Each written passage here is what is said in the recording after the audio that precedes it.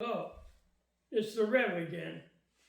I wanted to share with you a few minutes today about judgment and being judgmental. I had an occasion that I had been invited to Mexico to speak at a large church, and I had the occasion to have an interpreter that was doing all the interpreting of my sermon or speech for the night.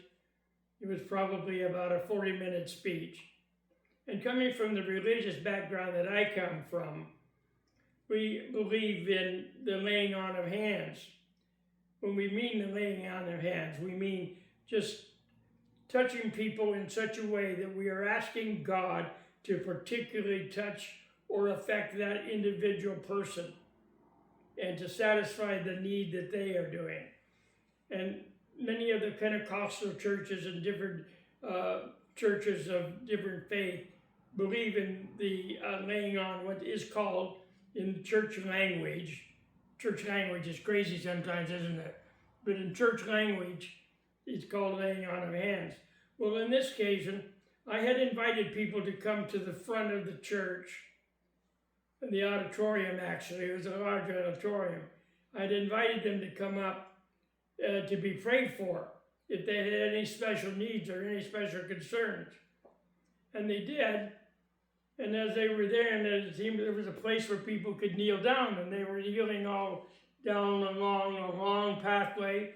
And I was working my way along the crowd, laying on hands and praying for them.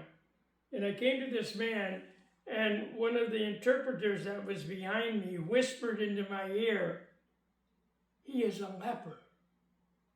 And I felt my body jerk. He is a leper. And then suddenly I had this wonderful peace come on me.